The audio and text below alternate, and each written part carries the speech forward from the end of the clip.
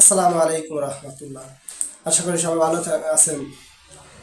তো আজকে যে বিষয় আমি আলোচনা করব সেটা আছে যে মহিলারা একটা কথা কারণ মানে একটা কথা বলার কারণে সে জাহান্নামী হয়ে যাবে, জান্নাতে যেতে পারবে না।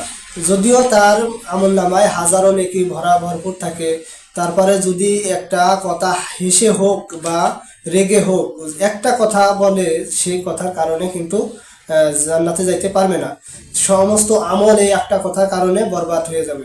তো সেই কথাটা কি, আমরা আজকে সে বিষয় নিয়ে আলোচনা করব। তো অনেক সময় অনেক ফ্যামিলিতে দেখা যায় যে একটা বিবাহ হয়, বিবাহ হওয়ার পর একটা স্বামী স্ত্রীর মাঝে কিন্তু অনেক সময় অনেক দ্বন্দ্বও হতে পারে। হতে পারে মানে মানে হয়, এগুলা হতে পারে। তো এই যে যে দ্বন্দ্ব হয়, এর মানে এই না যে মহিলারা হুটহাট করে যে কোনো কথা বলবে। তো এই যে আমরা যে কথাগুলো বলি, কথাগুলো কিন্তু একটু বিবেচনা করে বলতে হবে যে আমি কোন কথাটা বলতেছি আর কোন কথা ফলে কি হয় না না হয়, এটা কিন্তু জেনে রাখা ভালো। তো এই যে অনেক ফ্যামিলিতে দেখা যায় একটু অভাব অনটন পড়লে মানে অনেক সময় দেখা যাচ্ছে যে ওই মা কিংবা ওই বোন বলে যে তোর সংসারে এসে আমি সুখ পালাম না, শান্তি পালাম না। তো তোর সংসারে তোর আইসে আমি এ পালাম না ও পালাম না, এক কথায় তোর সংসারে এসে আমি শান্তি পালাম না। শুধু একটা বাক্য উচ্চারণ করবে তো সমস্ত আমল বরবাদ হয়ে যাবে, আর সমস্ত আমল যখন বরবাদ হয়ে যাবে সে কিন্তু জাহান্নামী হয়ে যাবে। তো এই বিষয়গুলো আমরা লক্ষ্য রাখবো যে মা বোনরা আছি আমরা, আর যে যেখান থেকে আমার যে কথাগুলো শুনছেন, তো আপনি যেই হোক না কেন, হচ্ছে পারি যে আপনার স্ত্রী কিংবা মা বোন যে যারা আছে তাদেরকে আমরা বলবো যে হাজারো যদি কষ্টের মধ্যে থাকা হয় তারপরেও দেখা যাচ্ছে পর্দার ভিতর থাকতে হবে। যে ইসলামের গুন্ডি যে যেভাবে নিয়ম কানুন আছে সেগুলো আমরা মেনে চলতে হবে। এই বিষয়গুলো লক্ষ্য রেখে তারপরে তাদেরকে বলতে হবে যে এই কথাগুলো যাতে না বলি, আর যাতে আমাদের আমলগুলো বরবাদ না হয়।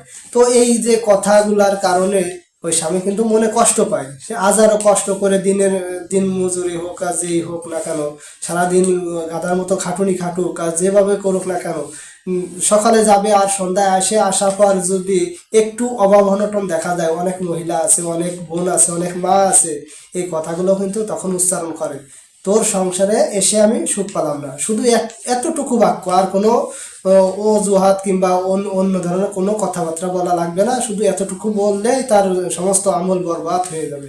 তো এই বিষয়গুলো আমরা লক্ষ্য রাখবো যাতে আমরা না বলি। আর যদিও বলে ফেলেছি আগে, তো সেই বিষয়গুলো নিয়ে লক্ষ্য রাখবো যে আমরা তওবা করবো, আল্লাহর কাছে মাফ চাবো। আর যে স্বামীকে বলছি সেই স্বামীর কাছে আমরা মাফ চেয়ে নেবো। যে বোনেরা যে স্বামীকে বলে হেলাইছেন যে এই কথাগুলা যে তোর সংসারে স্বামী সুখ পাইনি আর পাবো না, এরকম ধরনের যে কথাগুলো যে বলছেন, তো এই কথাগুলো যাতে আর না বলি সেই বিষয়গুলো নিয়ে লক্ষ্য রাখবো, আর তওবা করে ফিরে পুনরায় আর সুন্দরভাবে জীবনযাপন করা যায় সেই চিন্তা ভাবনা করতে হবে। হ্যাঁ, সংসারে অভাব অনটন থাকতে পারে, অনেক সময় দেখা যাচ্ছে আপনার ঘরে এটা থাকলো না ওটা থাকলো না, তার মানে এই নয় যে কথাগুলো বলতে হবে। আল্লাহ রসুলের ঘরেও এমনও দিন গেছে যে 3 দিন পর্যন্ত চুলায় কিন্তু আগুন জ্বলেনি, অর্থাৎ তাদের পেটে কোনো দানা পানিও পড়েনি 3 দিন পর্যন্ত। তার মানে এই না যে তেনার বিবিরা মানে সাহাবিগণের যে বিবিরা আছে তারাও এই কথাগুলো কিন্তু বলেনি। তো বিশেষ করে দেখা যায় অধিকাংশ সাধারণ পরিবারে এই কথাগুলা মানে দেখা যায়, শোনা যায় যে তোর সংসারে এসে সুখ পেলাম না। তো এই বাধ্যতামূলক এই কথাগুলো আমরা বলবো না, তো এই কথাগুলা থেকে বিরত থাকার চেষ্টা করবো ইনশাআল্লাহ। আর এই কথাগুলোর থেকে বেঁচে থাকার সবাইকে তৌফিক দান করুন আল্লাহ, আমিন। আল্লাহ যেন সবাইকে এই কথাগুলোর থেকে বেঁচে থাকার তৌফিক দান করুক।